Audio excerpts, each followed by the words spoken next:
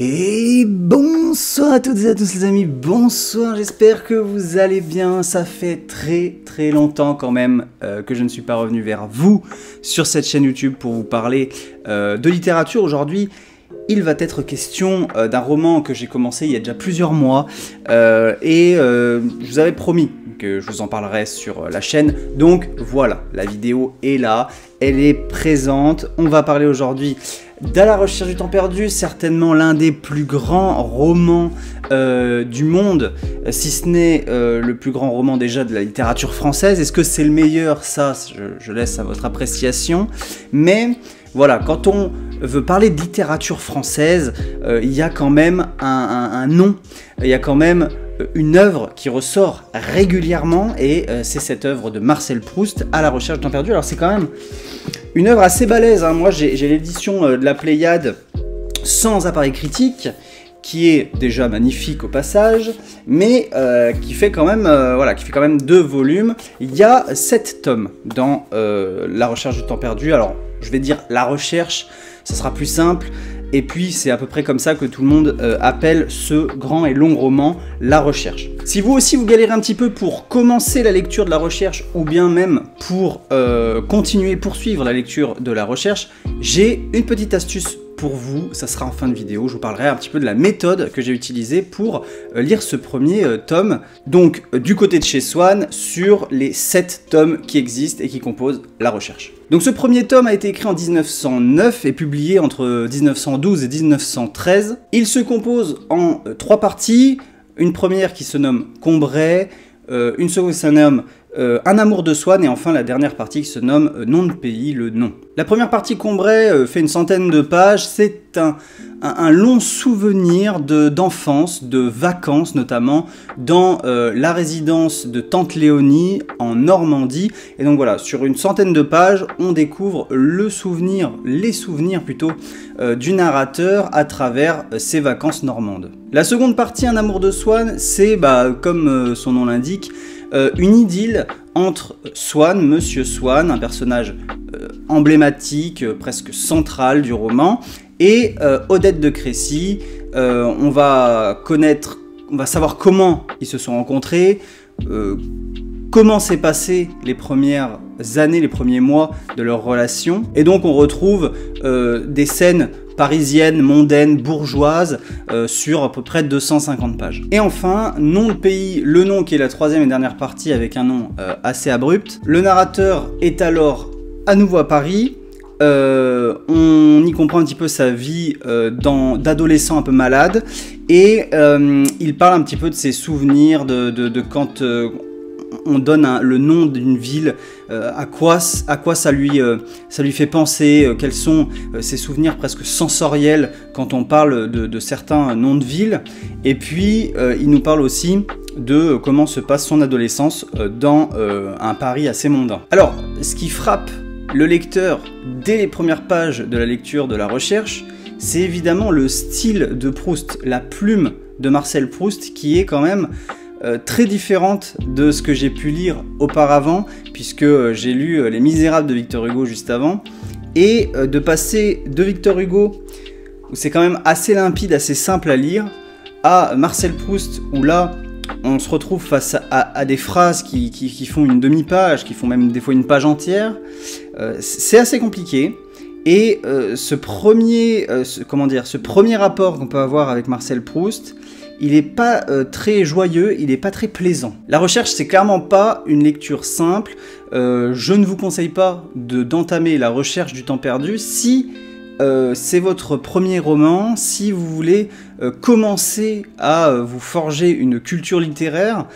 Honnêtement, c'est pas le roman que je conseillerais à lire en premier. C'est assez compliqué à lire. Il faut vraiment rentrer dedans et prendre, on va dire, la barque de Marcel Proust pour poursuivre toute la lecture de La recherche. Mais vous inquiétez pas, j'ai peut-être une solution pour vous en fin de vidéo. Et donc oui, ces longues phrases de Proust, qui sont la caractéristique de la plume de Proust, permettent de rentrer dans des détails un peu assez nombreux, parfois même un peu trop nombreux.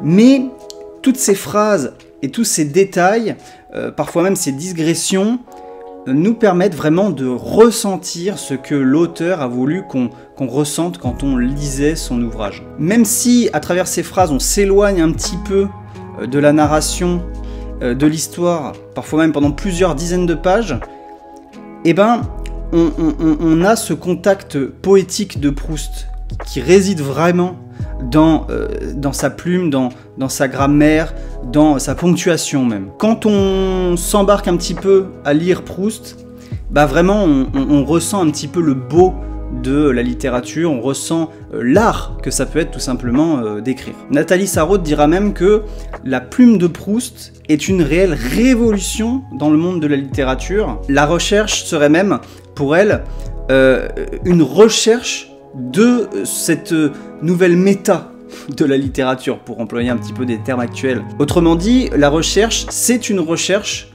d'un nouveau standard d'écriture dans la littérature française. C'est clairement une œuvre et un style qui fait date dans l'histoire même de la littérature mondiale et plus particulièrement française, mais malheureusement ce style repousse encore et toujours de trop nombreux lecteurs, et j'ai presque envie de dire de plus en plus de lecteurs qui ont beaucoup de mal avec la langue française. Alors le roman démarre sur une image très connue que tout le monde connaît, enfin que tout le monde a déjà entendu, on a déjà entendu parler, c'est la Madeleine de Proust. Alors qu'est-ce que c'est la Madeleine de Proust? C'est tout simplement le narrateur qui nous explique que lorsqu'il plonge un morceau de madeleine dans son thé et qu'il le porte à sa bouche, cette action-là, avec tout ce qu'implique les sens, hein, l'odeur, le goût, le toucher avec la chaleur du thé, et ben tout ça va le transporter en enfance, va faire appel à de très nombreux souvenirs d'enfance, et donc il va à nouveau se sentir un peu comme cet enfant qu'il était.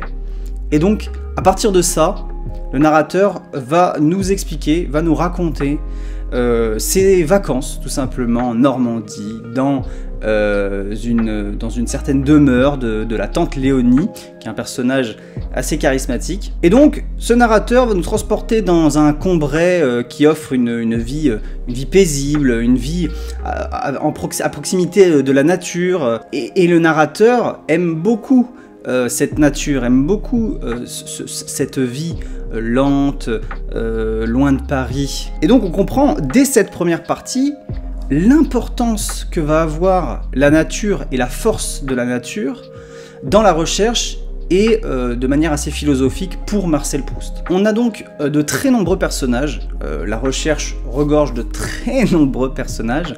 Dans cette première partie Combray, on retrouve évidemment Françoise, qui est l'employée de maison, la servante, qui va un peu aider la famille du narrateur.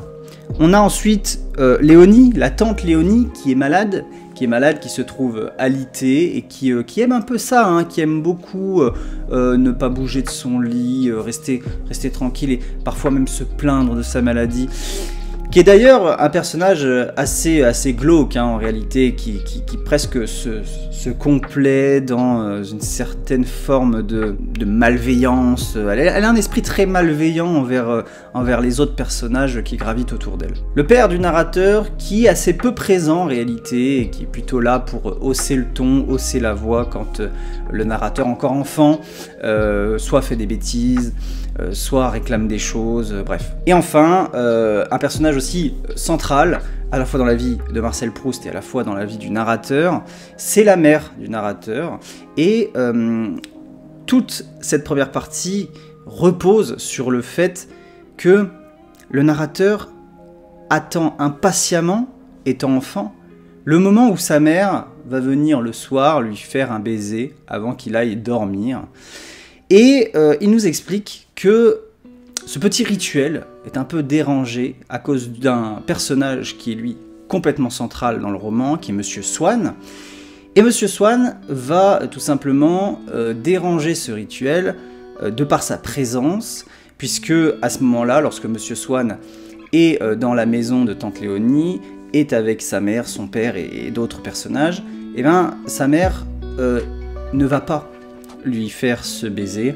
Et donc, Il use un petit peu de stratagème pour repousser le moment où il va devoir aller au lit en fait. Et donc Monsieur Swann, ce personnage qui semble dans cette première partie un personnage assez modeste, va un peu troubler le bonheur du narrateur. C'est clairement ma partie préférée du roman, parce que elle y décrit une vie printanière, calme, ponctuée un petit peu de balades à la campagne, de danse sous la pluie, de visite à tante Léonie dans sa chambre, de visite même à l'église de proximité. Les sens du narrateur sont vraiment omniprésents et donc la plume de Proust va vraiment nous aider à presque ressentir, à entendre, vous voyez, vraiment faire l'expérience de ce que le narrateur a ressenti étant enfant.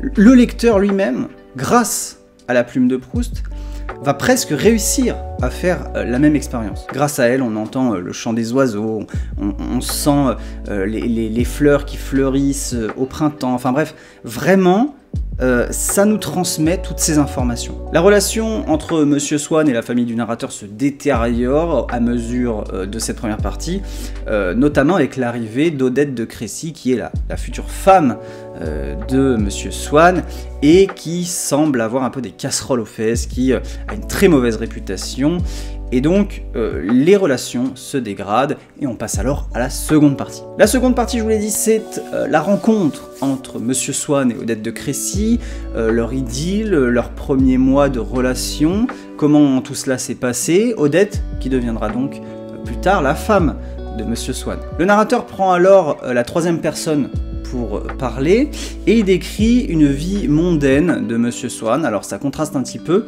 avec un Monsieur Swann qu'on pensait assez modeste, puisque on se rend compte qu'en fait il a une vie plutôt bourgeoise à Paris. Il entre dans un sorte de groupe de rencontres, en lien avec son emploi dans le monde de l'art, et ce groupe de rencontres s'agrège, si j'ose dire, à un couple, plutôt même une femme, qu'on appelle les Verdurin, et Madame Verdurin qui sera alors un personnage profondément central de cette seconde partie. Elle apparaît un peu comme le chef d'orchestre de ce groupe de rencontres, vous voyez. C'est elle qui décide de la musique qui va être jouée, de ce que le peintre va peindre, c'est elle qui décide de qui doit se rencontrer, et au contraire des fois qui ne doit pas se rencontrer. C'est vraiment la chef d'orchestre d'un petit milieu parisien très bourgeois, et à elle seule, elle représente toute cette bourgeoisie parisienne qui est à la fois stupide, à la fois très hautain, et malheureusement pour la plèbe, si j'ose dire, qui a beaucoup d'influence. Et donc c'est comme ça, c'est grâce à Madame Verdurin que Monsieur Swann rencontre Odette de Crécy. Elle semble assez rapidement amoureuse de Monsieur Swann, elle lui laisse des mots tendres, elle lui dit des choses plutôt plaisantes, mais Swann, quant à lui, garde quand même ses distances. Il aime beaucoup quand même, on ressent ça, il aime beaucoup ce qu'Odette ressent pour lui, mais lui quand même reste en retrait, reste prudent si j'ose dire, dans cette idylle qui pourrait commencer avec Odette. Leur relation est assez froide, jusqu'à un moment précis, l'arrivée d'un troisième personnage, Monsieur de Forcheville, qui va faire ressentir à Swann la jalousie, puisque Swann va alors se dire, puisqu'Odette semble apprécier Monsieur de Forcheville, va se demander s'il ne serait pas possible, tout simplement, qu'Odette lui échappe, que Monsieur de Forcheville récupère Odette à son compte, et que lui, finalement, avec cette distance qu'il a installée avec Odette, eh bien, qu'Odette lui échappe. Alors, il éprouve beaucoup de jalousie, et là, la relation bascule, on va dire. Monsieur Swann va alors demander à Odette de très nombreuses fois de la voir, tous les soirs, régulièrement, et on sent que ça gêne de plus en plus Odette. La présence de Monsieur Swann gêne de plus en plus Odette. Alors, Monsieur Swann va se monter un peu des films, il va se faire des histoires, il va s'imaginer que Odette, lorsque Swann n'est pas avec elle, va secrètement voir Monsieur de Forcheville, faire des choses intimes avec lui. Et puis, assez rapidement, Monsieur Swann s'imagine qu'il y a plus que Monsieur de Forcheville. Il s'imagine qu'Odette vit une vie complètement de débauche, avoir de très nombreux hommes dans Paris, mais la réalité, les preuves ne font que invalider cette théorie que Monsieur Swann s'invente. Mais un jour, malheureusement pour lui, il reçoit une lettre qui explique qu'Odette, en réalité, a d'autres relations, a clairement d'autres relations, et il semblerait que ces autres relations, elle les ait eues alors que Monsieur Swann et elle entretenaient une idylle. Même si Swann s'était imaginé tout un tas de choses, sa première réaction, c'est de ne pas y croire, c'est de douter. Et donc finalement, il va essayer de confronter Odette à ses déclarations, et en la poussant un petit peu, Odette finalement avoue qu'en effet, elle a d'autres relations que lui. Et donc, tout ce qui s'était imaginé, en réalité, apparaît comme au grand jour, comme étant tangible, si j'ose dire. Odette avoue donc qu'elle a bien des relations intimes avec d'autres hommes, si j'ai bien compris, même des femmes. C'est clairement l'histoire, cette deuxième partie, d'une désillusion amoureuse de la part de Swann vis-à-vis d'Odette, mais on se rappelle quand même qu'Odette deviendra la femme de Swann. Et enfin, on passe à la troisième et dernière partie, nom de pays, le nom. On retrouve à nouveau le narrateur à la première personne, et on le retrouve à Paris, adolescent et malade. Il se laisse d'abord aller à une longue pensée qui se veut faire un lien assez métaphysique entre le nom des villes et ce qu'elles représentent. Alors il prend plusieurs exemples. Il prend le nom notamment de Balbec, une sorte de ville balnéaire de Normandie. Il prend aussi le nom de Florence, une ville d'Italie que peut-être vous connaissez, et Venise aussi, une autre ville d'Italie. Et il se laisse aller à cette théorie selon laquelle les noms mêmes de ces villes pourraient nous faire ressentir ce qu'elles représentent. Par exemple, Balbec, quand il pense au nom de cette ville, inévitablement il ressent les tempêtes, la mer agitée, l'eau salée. Vous voyez ce que je veux dire, l'esprit profondément normand de la côte. Pareil pour Florence. Quand il pense à Florence, il pense inévitablement au soleil qui tape fort, à l'église. Voilà, et quand il pense à Venise, évidemment, il pense à l'ambiance de Venise. On retrouve une nouvelle fois l'omniprésence de la nature dans cette longue digression, et encore une fois, la plume de Proust va vraiment nous faire ressentir les tempêtes de Balbec, le soleil de Florence. Vraiment, on va capter ces informations dans notre chair. Et puis dans un second temps, le narrateur va nous parler de sa vie donc à Paris. Il semble être un adolescent qui peut faire assez peu de choses étant malade, mais il nous parle particulièrement d'un événement qu'il apprécie beaucoup, qui le rend très heureux. Cet événement, c'est tout simplement la rencontre avec Gilberte, qui est la fille de Swann et d'Odette.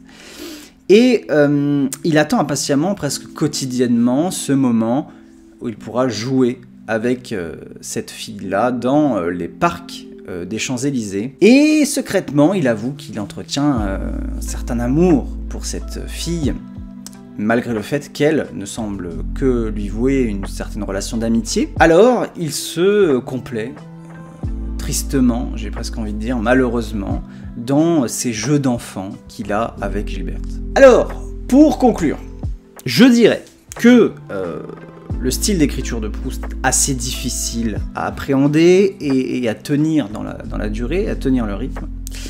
Surtout que ce rythme est souvent brisé par ces longues phrases, ces digressions, tous ces détails, des parenthèses, enfin bon, il y a toute une ponctuation dans la plume de Proust qui est omniprésente, mais qui a son intérêt, je dirais, qui a son intérêt, mais qui à appréhender est quand même assez compliqué. Le roman, donc, n'est vraiment pas adapté à tout le monde, il faut quand même avoir un petit background de lecteur, j'ai envie de dire, pour quand même se lancer dans la recherche. Sur le fond, je dirais que les trois parties nous font vivre quelque chose d'assez précis, qui est l'illusion et la désillusion. À la fois, dans la première partie, c'est la nostalgie, les souvenirs d'enfance qui participent à nos illusions d'adultes.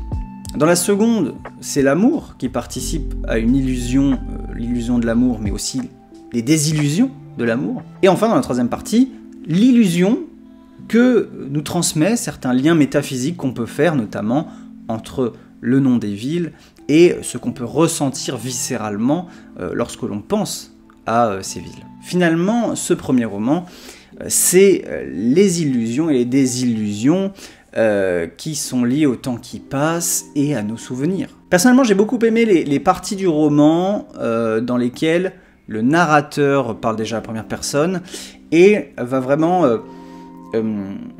offrir une place prépondérante à la nature de manière générale. J'ai beaucoup moins aimé la partie de l'idylle entre Swann et Odette de Crécy. Je trouvais que ça tirait un peu en longueur, la plume de Proust, j'ai pas trouvé hyper adapté à cette description. En fait, c'est très très long, ça dure 250 pages, pour finalement pas dire grand chose on va dire dans le scénario. Alors que quand il parle de la nature, des oiseaux, des fleurs, moi ça me touche beaucoup plus, étant campagnard. Donc j'ai plus l'impression de ressentir, de vivre quelque chose, alors que là, cette vie bourgeoise, cette description de l'amour entre deux bourgeois qui se cherchent mais ne se trouvent jamais, bon, c'était sympa, mais ça m'a pas transcendé, quoi. Et donc je vous ai promis de vous parler d'une méthode, la méthode que j'ai utilisée, puisque dès les débuts, j'avoue que je me suis trouvé assez bête, en réalité, des premières pages, des premières dizaines de pages, je me suis trouvé assez bête, je me suis dit, si le roman est écrit comme ça, dans son intégralité, ça va être très difficile. Alors j'ai essayé quelque chose, et ça a plutôt bien marché. J'ai tout simplement écouté un livre audio du roman, en même temps que j'avais le roman dans les mains et que je suivais. Alors j'avais tout simplement une version, la version qu'il y a sur Audible, la version lue par André Dussolier et Lambert Wilson, qui ont un très bon phrasé, et ça c'est très important à mon avis, dans la lecture de la recherche, avec la plume qui est celle de Proust, d'avoir des lecteurs qui savent vraiment très bien ponctuer leurs phrases en fonction de la ponctuation qu'ils sont en train de lire, parce que vraiment la ponctuation a une importance capitale dans la lecture de Proust. Et donc j'ai trouvé cette solution que j'ai utilisée pendant toute la lecture du Cocheté de chez Swann, pardon. Et ça a plutôt bien marché. J'ai plutôt de bons souvenirs de tout ce qui s'est passé dans le roman, des 400 pages. Donc je pense que je poursuivrai cette méthode pour les autres tomes. Et donc, si vous aussi vous trouvez la lecture de Proust un peu difficile, un peu abrupte, vous pouvez essayer ça. Soit juste d'écouter le livre audio, soit si vous aimez bien avoir l'objet dans les mains comme moi, si vous aimez bien aussi suivre, tout simplement d'écouter en suivant sur votre édition, votre exemplaire du roman, suivre la lecture avec l'audio, et je trouve ça vraiment très intéressant. Attention tout de même, je le rappelle, à ce que vous écoutez, puisque ça peut être pareil, hein, il peut y avoir des versions du livre audio assez mauvaises, lues par des lecteurs assez mauvais, et malheureusement je pense que ça peut pourrir encore plus l'expérience de la recherche, et vraiment là définitivement vous faire arrêter cette lecture. Donc choisissez une bonne, si j'ose dire, édition du livre audio, avec des bons lecteurs qui arrivent à bien ponctuer leurs phrases correctement et à vous embarquer dans cette maîtrise, j'ai envie de dire, dans ce rythme que Marcel Proust impose et que Marcel Proust révolutionne. Pour la suite, je pense que je vais faire une petite pause, je m'octroyais peut-être une lecture ou deux entre temps, et on lira À l'ombre des jeunes filles en fleurs, qui est le tome 2, plus tard, je pense un peu plus tard. Je t'en parlerai d'ici quelques mois, donc ça n'arrivera pas tout de suite, je suis désolé. Mais voilà, À l'ombre des jeunes filles en fleurs, on se retrouve, je pense quand même, dans l'année 2023, hein, nous sommes en février. Je pense que dans l'année 2023, j'aurai lu À l'ombre des jeunes filles en fleurs, donc on se retrouvera normalement dans le courant de cette année 2023 pour parler de la suite. Et évidemment, je poursuis cette lecture. Ça me semble être intéressant d'utiliser cette petite méthode pour la recherche, et donc je vais continuer, et c'est plutôt plaisant. Voilà les amis, j'espère que cette vidéo vous a plu. Elle était peut-être un peu longue, je ne sais pas, mais en tout cas j'ai essayé de donner un maximum de détails sur le roman, mon avis sur ce roman, et puis aussi à la fois peut-être vous montrer quelles sont les implications philosophiques. n'y a pas beaucoup d'implications historiques pour l'instant dans le roman de Proust, même si ça décrit une certaine bourgeoisie française de la fin du 19e siècle. Donc voilà, je ne sais pas trop, quelle est l'implication vraiment historique. J'ai essayé un petit peu de rechercher. Bon, on verra peut-être avec les tomes suivants. En tout cas, j'espère que ça vous a plu. Et puis on se retrouve très rapidement pour la suite, ou pour d'autres lectures, ou pour parler d'autres choses d'ailleurs. Je vous fais des gros bisous, je vous dis à très bientôt. Ciao, ciao.